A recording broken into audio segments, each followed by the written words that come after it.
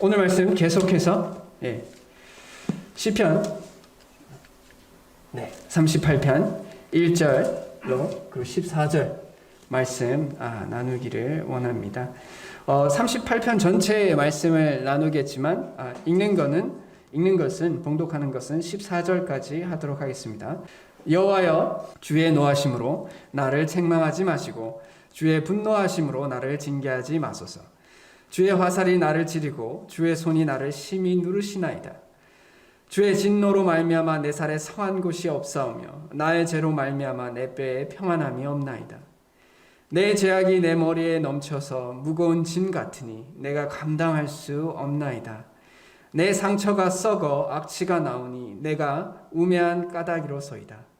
내가 아프고 심히 구부러졌으며 종일토록 슬픔 중에 다니나이다.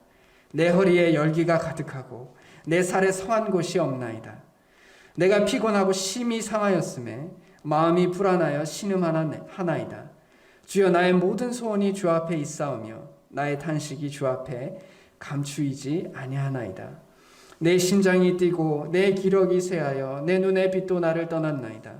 내가 사랑하는 자와 내 친구들이 내 상처를 멀리하고 내 친척들도 멀리 섰나이다. 내 생명을 찾는 자가 올무를 놓고 나를 해하려는 자가 괴악한 일을 말하여 종일토록 음모를 꾸미오나 나는 못 듣는 자같이 듣지 아니하고 말 못하는 자같이 입을 열지 아니하오니 나는 듣지 못하는 자 같아서 내 입에는 반박할 말이 없나이다. 아멘.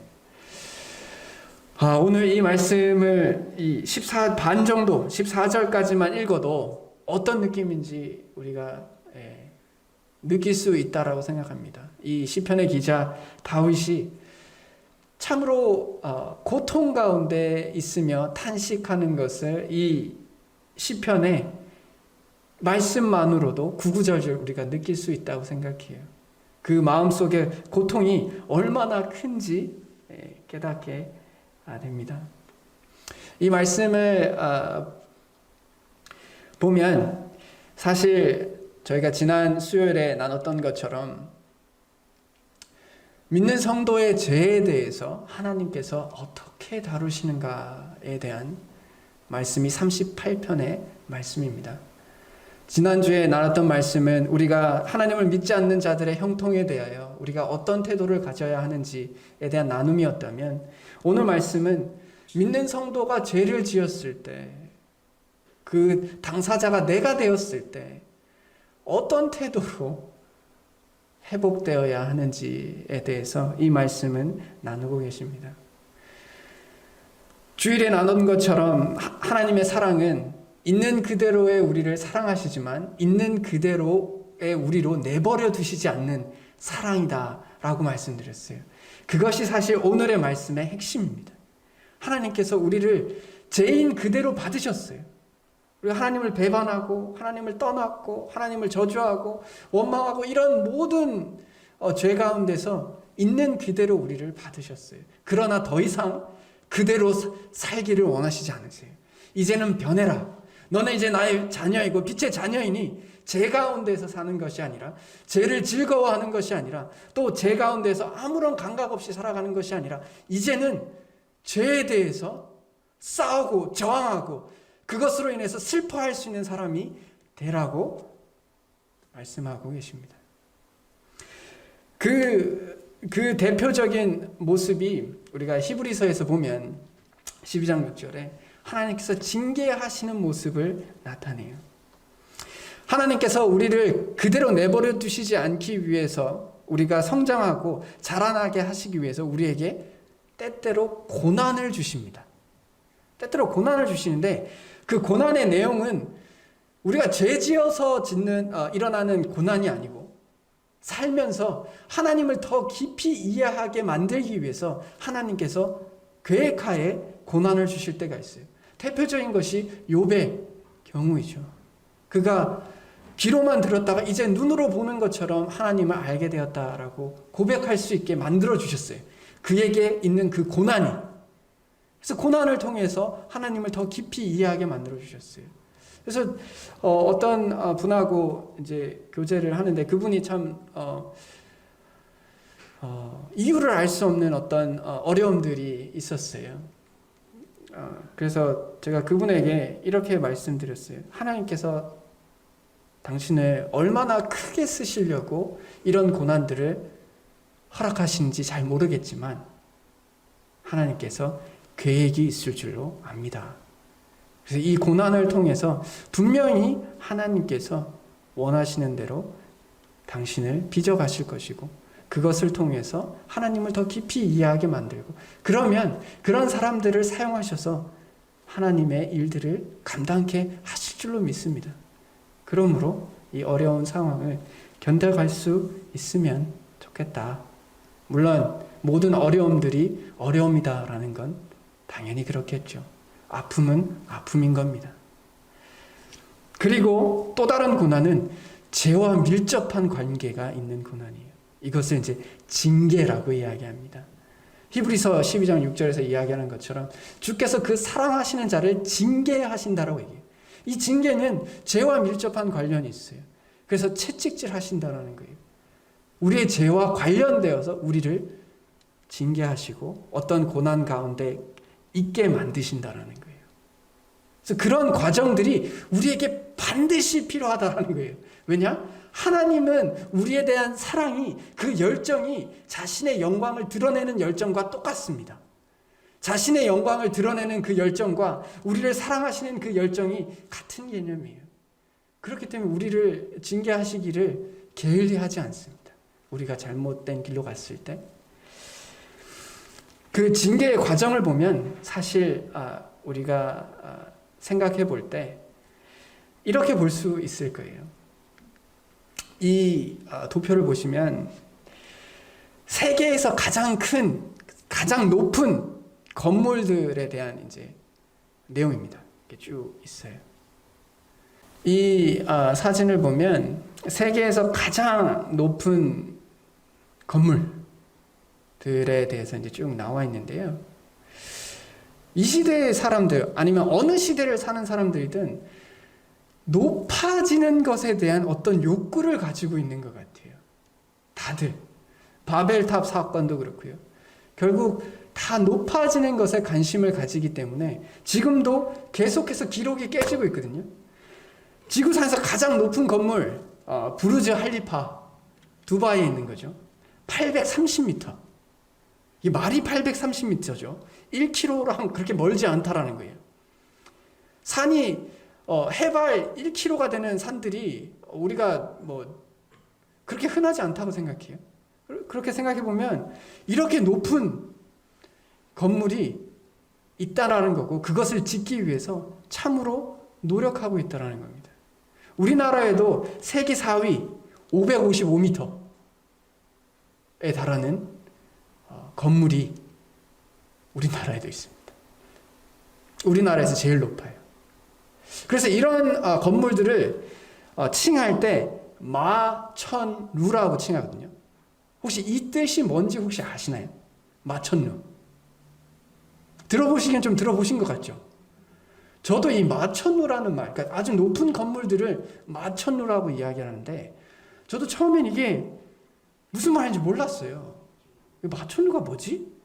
근데 찾아보니까 마가 문지를 마, 천이 하늘천, 루가 이제 건물루, 뭐 그런 건데 결국 하늘을 문지른다는 얘기예요. 이걸 원래 이제 영어로 스카이스크래퍼라는 이제 단어를 그대로 번역한 건데 스카이스크래퍼라는 말은 말 그대로 하늘을 우리가 이제 껌딱지 같이 떼는 그 도구 있잖아요. 그걸 이제 스크래퍼라고 하거든요. 하늘을 그렇게 긁는다라는 거예요. 그러니까 그만큼 하늘과 가까이 간다라는 뜻이거든요. 저는 이 단어가 우리의 교만이 하나님의 분노를 자극한다라는 생각이 들 때가 있어요. 마치 하나님의 얼굴에 대고 우리가 막 이러고 있다라는 생각을 할 때가 있어요. 막 하나님 얼굴을 우리의 죄로 막 문지른다라는 생각을 할 때가 있어요. 우리의 교만이 그렇다라고 생각합니다. 그래서 하나님께서 우리의 죄를 다루시는 방식은 결국 우리의 교만을 꺾으세요. 우리의 교만을 꺾으시면서 우리의 죄를 다루십니다. 왜냐? 교만으로부터 대부분의 죄가 사실 교만에서부터 시작돼요. 자기 중심성에서부터 생각합니다. 내가 원하는 대로 할 건데, 내가 원하는 대로 말할 건데, 다른 사람의 기분이 어떠하든, 다른 사람의 상황이 어떠하든, 내가 말하고 싶은 대로 말할 거고, 내가 행하고 싶은 대로 행하겠다. 그게 교만이거든요. 그런 모습들을 하나님께서 낮추세요. 그런 모습들은 성경에서 참 많이 있지만, 대표적인 예로 므낫세 왕을 하나님께서 결국 아수르의 군대를 통해서 치십니다. 그래서 쇠사슬로 결박하여서 잡혀가요. 바빌론까지 끌고 갑니다. 그래서 모든 환난을 당해서 그가 하나님 앞에 낮아지게 만듭니다. 자, 이것을 생각해 보면 원래 우리가 죄에 대해서 고통스러워해야 되거든요. 우리가 죄를 지으면 죄 자체에 내가 죄를 지은 것에 대해서 고통스러워해야 돼요. 그게 정상이거든요. 하나님의 자녀로서, 영적으로 깨어있는 사람으로서. 그러나 우리가 영적으로 깨어있지 않을 때 어떤 일이 일어나냐면 죄를 지어도 고통스럽지 않습니다. 죄를 지어도 아프지가 않아요. 슬프지도 않고 아무런 감흥이 없어요. 그럴 때 하나님께서 어떻게 하시냐? 너의 그 죄에 대한 무감각함을 너의 육신의 아픔으로 깨닫게 해주겠다 라고 하는 게 징계예요. 그것이 하나님께서 징계를 하시는 방식입니다. 므낫세도 그가 지은 모든 죄들에 대해서 떳떳하고 아무런 죄책감도 없고 잘 살았어요.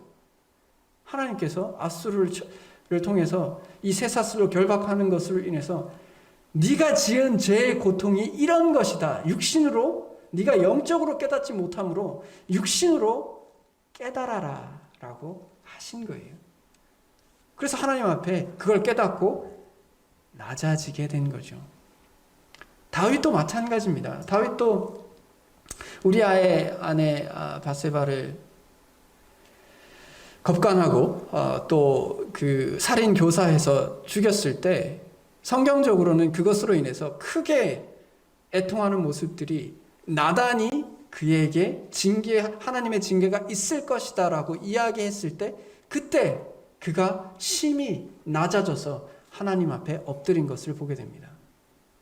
우리도 하나님께서 그래서 징계를 하시는 모습들을 보면 결국 우리가 영적으로 둔감할 때 우리의 죄가 반복되는 죄가 혹은 어떤 죄가 참 심각한 폐해를 일으키고 있음에도 불구하고 우리가 그것으로 인해서 아무런 변화나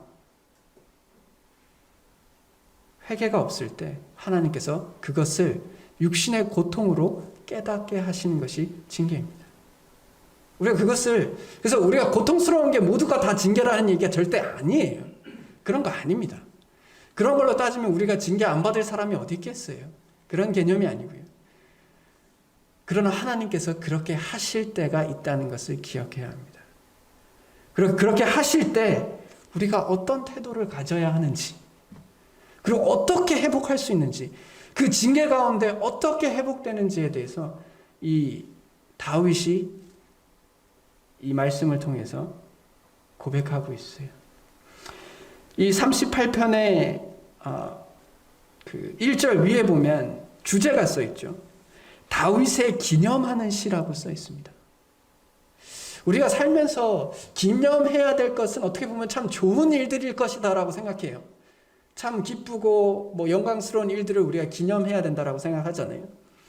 그러나 다윗은 자신의 죄에 대한 고백, 자신이 징계받은 사실에 대한 고백, 그리고 그 안에서 어떤 태도로 주님 앞에 나아갔는지에 대한 고백이 기념하는 시라는 제목을 넣었어요. 시편에 딱 2개밖에 없습니다. 기념하는 시. 38편. 이런 생각을 해보면 다윗은 그의 높아진 마음이 어떻게 해결되고 그 이후의 삶도 어떻게 해결되었는지를 보여줄 수 있는 부분입니다. 자신의 낮아짐을 기념하였고 그가 높아졌을 때 어떻게 하나님이 자신을 낮추셨는지를 기념함으로 인해서 앞으로의 영적인 삶들의 지표를 삼았다라고 생각해요. 그래서 이 땅에 있는 사람들은 어떻게 보면 좀 더 높아지기 위해서 살아간다면, 그리스도인들은 어떻게 하면 좀 더 낮아질까에 대해서 생각하며 살아가는 사람이라고 생각합니다. 그리고 그런 삶을 살아가는데 하나님께서 계속해서 도우세요. 여러 가지 환경들을 통해서요. 그것이 죄와 상관없는 고난이 될 수도 있고, 아니면 죄 때문에 우리에게 주어지는 징계일 수도 있습니다. 다윗은 자신의 이 고통이 징계라는 것을 분명히 알았어요. 자신의 죄 때문이라는 걸 분명히 알았습니다. 그래서 이 38장에 3절, 4절, 18절에 계속해서 나의 죄로 말미암아 내 죄악을 아뢰고 죄를 슬퍼한다라고 고백했어요. 그가 이제 영적으로 깨어져서 죄라는 것의 무게를 깨닫게 됩니다. 38장에 고백하고 있는 이 다윗의 상태, 몸이 아프고 뼈가 상하고 뭐 이런 모든 이야기가 실질로 정말 물질적인 질병일 수도 있고, 또한 그 심한 고통에서 오는 스트레스성 질환일 수도 있고, 그것이 정확하게 어떤 질병인지는 알 수 없으나 다윗은 굉장히 고통 가운데 있다는 것을 발견하게 됩니다. 사실 이게 우리가 죄를 지었을 때 영적으로 우리가 겪는 고통이다라는 거예요. 근데 우리가 깨어있지 못해서 이걸 깨닫지 못하면 육신적으로 이런 고통을 깨닫게 하셔서 하나님께서 우리가 죄에 대해서 경각심을 가지라고 말씀하고 계세요. 그래서 다윗에게는 이 징계가 기념이 되는 거예요. 아, 하나님께서 나를 낮추셔서 내가 이제 다시 하나님께 회복될 수 있게 도와주시구나. 기념하는 시라고 고백하고 있습니다. 그러나 1절에 보면 흥미롭게도 징계하지 말라라고 얘기하거든요. 나를 징계하지 마소서 라고 이야기합니다. 근데 이 표현은 빨간색으로 정리된 것처럼 자신을 징계하시되 하나님의 그 공의로우신 그 하나님의 무서운 그 분노와 진노로 나를 징계하지 마소서라고 이야기하는 겁니다. 오히려 징계하시되 아버지께서 하시는 것처럼 사랑 가운데 내가 회복되기를 원하시는 그 자비로우심으로 징계하시기를 원한다라고 말씀하고 계십니다. 사실 하나님께서 우리를 그렇게 징계하시기 때문에 우리가 살아갈 수 있는 거예요. 세상은 누군가를 징계하려고 할 때, 누군가를 벌하려고 할 때 그가 다시 회복되느냐 회복되지 않느냐는 별로 중요하게 생각하지 않습니다. 그건 2차적인 문제예요. 그냥 죄의 대가를 감당하는 것에 초점이 맞춰져 있습니다. 네가 이만큼 죄를 지었으니 이만큼에 해당하는 죄값을 받아야지. 그 죄값을 다 감당하기 전까지는 못 나와. 그 고통에서 헤어날 수 없어. 이것이 세상적인 방식이라면 하나님께서는 우리가 회복되시기를 원하세요. 우리가 다시 돌아서길 원하시고 있는 그대로 살아가는 것이 아니라 변화된 삶으로 살기를 원하세요. 하나님의 자녀로서. 우리도 그것을 깨닫고 하나님께서 우리를 징계하실 때 그 징계에 대한 태도를 분명히 주님 안에서 낮은 마음으로 회개 가운데 그 징계를 받아야 한다라고 생각합니다. 사실 내가 잘못한 것에 대해서 그 죄가 드러나고 그것으로 인해서 징계를 받게 되었을 때 내가 그것에 대해서 어떤 태도를 가지느냐가 내가 하나님께 어떤 태도를 가지는지를 드러내는 하나의 지표가 된다라고 생각합니다. 그것이 전부가 될 수는 없겠지만요. 그것이 회개하는 것의 모습이다라고 생각합니다. 회개는 그리스도인들에게 본질적인 모습이에요. 회개가 없는 사람은 진지하게 어떻게 하나님의 자녀가 됐는지 궁금한 거예요. 왜냐? 우리가 회개하기 때문에 하나님의 자녀가 되었는데 그런데 회개가 없다면 도대체 그 회개는 어디서 온 건지 우리가 물어볼 수밖에 없는 것입니다. 다윗이 시편 7편 또한 썼는데 이 다윗이 말하기를 사람이 회개하지 아니하면 그가 그의 칼을 가시며 그의 활을 이미 당기어 예비하셨도다. 하나님께서 이 회개에 대해서 얼마나 중요하게 생각하시는지 다윗은 알고 있었습니다. 그리스도인들도 안다라고 생각해요. 알 수밖에 없다라고 생각합니다. 그래서 겸손한 자는 회개합니다. 나보다 하나님이 더 중요하기 때문에 회개하는 거예요. 나보다 하나님이 덜 중요하면 회개할 이유가 당연히 없습니다. 왜 그 부끄러움을 감내하나요? 왜 마치 내가 죄 지은 사람처럼 사람들 앞에 그런 모습이 되어야 하나요? 다 같은 죄인인데. 그렇게 생각할 수밖에 없어요. 그러나 겸손하고 하나님께서 우리의 마음을 낮추시면 다른 사람을 생각하는 것이 아니라 하나님만을 생각하게 됩니다. 그럼 회개할 마음이 생겨요. 징계를 감당합니다. 징계를 감당할 뿐만 아니라 그 징계 가운데 회복되고 두 번 다시 이것으로 인해서 고통받지 않기 위해서 최선을 다해 갈 줄로 압니다.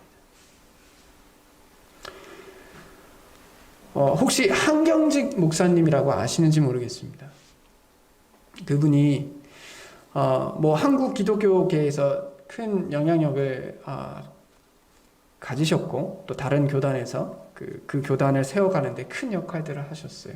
물론 그분의 신앙과 그분의 신앙의 색깔에 대해서 다들 동의하는 건 아니라고 생각합니다. 어떤 분들은 그 한경직 목사님께서 하신 어떤 일들이 안 좋았다라고 이야기하신 분들도 계시고, 그래서 모든 사람들이 그분이 존경받을 분이다라고 이야기하지는 않는 것 같습니다. 그러나 제가 그분의 이제 삶 속에서 참 멋지다라고 생각하는 부분이 있었어요. 그게 뭐냐면 그가 살면서 이제 겸손히 다른 사람들 섬겨가고 좀 청렴결박하게 살아간 부분도 멋진 부분이었지만 그가 말년에 큰 상을 받았습니다. 세상적으로 큰 상을 받았어요. 근데 수상소감할 때 첫 마디가 이겼어요. 나는 죄인입니다. 제가 일제시대 때 신사참배를 했던 죄인입니다. 라고 고백을 했어요. 그것을 이야기하는 것으로 그 상에 대해서 이야기했어요. 그는 자신이 죄인이다라는 것을, 그리고 그것으로 인해서 내가 지금까지 살아오는데 내가 겪었던 죄인으로서의 삶 때문에 자신이 얼마나 겸손하게 살 수 있었으며 남들이 자신을 추앙했을 때 얼마나 내가 겸손해야 되는지 나의 본질에 대해서 자신이 신사참배했던 그런 우상숭배했던 죄인이다라는 것을 한시도 잊지 않았다라는 겁니다. 그래서 그런 회개가, 그런 돌아감이 하나님께로 그가 마지막까지 그의 삶 속에서 신앙을 겸손한 마음으로 섬길 수 있는 원동력이 되었다라고 생각합니다. 우리도 완전하지 않아요. 각자의 삶 속에서 사람의 냄새가 나는 행동들을 합니다. 각 가정에 가시면요. 직장에서도 그럴 거고요. 그랬을 때 우리가 그것에 대해서 어떤 태도를 가지실 것인가요? 죄에 대해서 아파하고 죄의 결과에 대해서 아파하는 것이 아니라요. 죄의 결과에 대해서는 다 아파합니다. 감옥 가는 거 좋아하는 사람이 어디 있어요? 벌금 물어야 되는 거 좋아하는 사람이 어디 있습니까? 담은 주차를 불법 주차해서 딱지가 끊겨도 가슴이 아픈데 죄의 결과에 대해서는 누구나 고통스러워해요. 그건 후회의 개념입니다. 그건 누구나 합니다.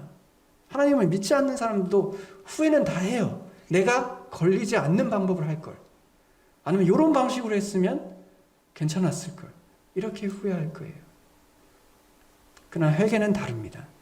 회개는 죄악에 대해서 슬퍼하는 거예요. 내 죄에 대해서. 내가 이 죄가 밖에 드러나든 드러나지 않든 하나님 말씀에 비추어 봤을 때 이것이 죄구나. 그러므로 그 죄의 결과가 나에게 지금 당장 닥쳐오지 않았을지라도, 이것으로 인해서 내가 부끄러움을 당치 않았을지라도 이것으로 인해서 슬퍼하는 겁니다. 하나님, 제가 잘못했군요. 제가 잘못했습니다. 이것으로 인해서 당신께서 십자가를 지셨군요. 이렇게 자신을 돌아보는 겁니다. 그리고 이것이 성숙이라고 생각해요. 제가 아이들을 키워보면서 이제 첫째와 둘째하고 차이가 있어요. 둘째는 혼나는 게 무섭습니다. 혼나는 거 되게 무서워요. 그래서 아빠한테 혼난다 그러면 일단 좀 그 태도를 좀 바꿔요. 근데 첫째는 이제 어느 정도 죄가 무엇이다라는 것을 좀 깨닫게 됩니다. 그래서 본인이 뭘 잘못하면 제 마음이 아프다는 것을 어느 정도 이해를 해요. 그래서 혼나기 전에 얘기를 해요. 미안하다. 미안합니다. 아빠 미안해요. 우리도 사실 이렇게 성숙하다 보면 결과보다, 그게 만약 부모라고 했을 때 나의 잘못으로 인해서 부모의 마음이 얼마나 아플지에 대해서 조금씩 생각이 들지 않나요? 저도 이제 나이가 들면서 제가 한 행동들, 제가 한 말들이 부모님들에게 얼마나 큰 상처가 되었을까, 그것이 얼마나 큰 어려움이 되었을까를 나이가 드니까 깨닫게 돼요. 우리도 신앙의 성숙이라는 것이 그렇다고 생각해요. 맞아서 아픈 거야. 애들도 다 해요. 그러나 맞기 전에 하나님께 내가 이런 잘못을 했구나. 내가 이런 고통, 하나님께 이런 고통을 주었구나. 하나님과 내가 멀어질 수 있는 상황들을 내가 만들었구나. 라고 슬퍼하는 저희 자신들이 되어갈 때 우린 점점 더 죄를 덜 짓게 되겠죠. 점점 더 죄에 대해서 자유롭게 되겠죠. 그러면 점점 더 성숙한 사람이 되어갈 겁니다. 그러나 죄에 대해서 슬퍼하는 마음이 없으면 결단코 우리가 죄를 덜 짓는 삶을 살 수 없다고 생각해요. 절대 그럴 수 없다고 생각합니다. 죄에 대해서 애통하는 마음이 있을 때 우리는 거룩해질 수 있다고 생각합니다. 그리고 우리가 그렇게 죄에 대해서 애통하고 난 후에 우리는 하나님을 바라보는 거예요. 제가 여전히 이렇게 부족한 사람이고, 여전히 애통할 수밖에 없고, 여전히 고통받을 수밖에 없는 사람입니다. 그러나 당신을 의지합니다. 당신만 바랍니다. 그거 말고 제가 내세울 게 사실 아무것도 없어요. 그러니 하나님께서 처분해 주세요. 하나님께 그냥 처분을 다 맡깁니다. 더 고통이 필요하시면 더 고통을 주시되 주님 자비를 베푸시길 원합니다. 당신의 자비 말고 내가 하나님 당신에게 내걸 수 있는 게 아무것도 없어요. 내가 하나님 앞에 이런 삶을 살았다라고 고백할 것도 없고, 내가 남들보다는 그래도 이렇게 살았지 않았습니까? 이렇게 이야기할 것도 없으며, 다른 사람은 저보다 더 못하는데요, 이렇게 얘기할 것도 없다는 걸 발견하게 돼요. 오로지 하나님의 자비에 맡길 수밖에 없는 걸 발견하게 됩니다. 그러면 여호와는 그를 경외하는 자, 곧 그의 인자하심을 바라는 자를 살피신다라고 하셨어요. 이게 우리의 살 길입니다. 우리가 죄를 짓고 어떤 징계 가운데, 어떤 고통 가운데 있을 때 요거 하나만을 바라고 살아갈 수밖에 없어요. 그리고 이걸 바라는 게 겸손이라는 거예요. 요걸 안 바라고 내가 뭐 다른 걸로 해보겠다, 내가 죄를 지었는데 다른 착한 걸로 그걸 상쇄해보겠다, 이런 식으로 가면 하나님께서 그것을 비웃습니다. 야, 네가 하는 선행이 나에게 무슨 의미가 있니? 오히려 나에게 통회하는 마음과 애통하는 마음이 너의 문제가 해결되는 길이다 라고 얘기하고 계세요. 그래서 우리가 이렇게 우리의 죄로 인해서 우리가 어떤 상황에 처해졌을 때 진짜 겸손히 하나님의 인자하심을 바라세요. 묵묵히 주님께서 회복시키는 것을 바라보시고 그 안에서 주님을 의지하며 회복할 수 있길 원합니다. 하나님은 분명히 겸손한 자에게 은혜를 베푸세요. 은혜를 받고 싶으세요? 겸손해지시면 됩니다. 정말이에요. 우리가 겸손하면 은혜를 받습니다. 그러나 거만한 자를 비웃으신다라고 얘기했어요. 결국 자신이 어떻게 무언가를 해보려고, 또 하나님과 거래를 해보려고, 혹은 자신의 죄를 인정하지 않고 뻗대는 것을 하나님께서는 거만한 자를 비웃으신다라고 말씀하십니다. 우리가 정말 하나님의 은혜를 경험하려면 우리는 겸손해져야 합니다. 그리고 그것에 대해서 하나님께서, 우리가 하나님만 의지하면 분명히 하나님께서 도우세요. 하나님만 도울 수밖에 없는 존재가 되어버리면 하나님께서 도우세요. 미가서 7장 7절에 오직 나는 여호와를 우러러보며 나를 구원하시는 하나님을 바라봅니다. 나의 하나님이 나에게 귀를 기울이시리로다 라고 말씀하고 계십니다. 이것을 붙잡고 간다라고 생각합니다. 우리가 어떤 어려운 가운데, 우리의 죄로 인해서 어떤 가운데 있을 때 하나님만 바라보고 회개할 것을 회개하고, 회개는 나의 죄를 인정하고 이런 죄인들을 받아주시는 하나님께 돌아가는 것이 회개예요. 지옥에 없는 것이 뭔지 아십니까? 많은 것이 없겠지만 지옥에 없는 것은 회개예요. 지옥엔 고통과 후회만이 있습니다. 그러나 회개는 없어요. 그들은 하나님께 돌아갈 생각이 없습니다. 자신의 죄에 대해서 애통해야 하지 않아요. 죄의 결과에 대해서만 애통하고 이를 갈미 지옥에 있을 뿐입니다. 그렇다면 우리는 지옥 가는 사람들이 아니란 말입니다. 우리는 천국 가는 사람들이에요. 방향이 다르고 독작지가 달라요. 목적지가 다른데. 그렇다면 우리의 삶은 이 땅에서의 삶도 천국에서의 삶처럼, 천국에서 우리가 하나님 앞에 온전히 겸손한 것처럼 우리도 이 땅에서 하나님 안에 겸손함으로 주님 앞에 회개하여 우리의 죄를 인정하고 죄에 대해서 민감하고 하나님께 돌아갈 수 있는 저희들이 되었으면 좋겠습니다. 우리들 가운데 혹은 내 자신이 혹은 다른 사람들이 이것으로 인해서 고통받을 때 우리는 그들을 위해서 기도해야 합니다. 잘 회복될 수 있도록 우리가 할 수 있는 일들을 하며 위로와 권면과 또한 교제를 통해서 우리는 회복시키는 것에 하나님께서 회복시키실 것을 기대하며 나아가야 할 줄로 압니다. 혹 자기 자신이 그런 상황 가운데 있다면 주님을 바라볼 수 있기를 원합니다. 다른 사람들 생각하지 마십시오. 어차피 사람은 사람일 뿐입니다. 다윗이 말하는 것처럼 그를 비방하고 그를 어떻게 하면 책잡을까 하는 사람들이 주위에 있을 수 있어요. 그리고 자신의 넘어짐으로 인해서 조롱하는 사람이 있을 수 있습니다. 다 신경 쓰지 마십시오. 어차피 그들의 말들은 공허합니다. 오롯이 하나님을 의지하고 하나님 안에서 회복될 수 있기를 간절히 바랍니다.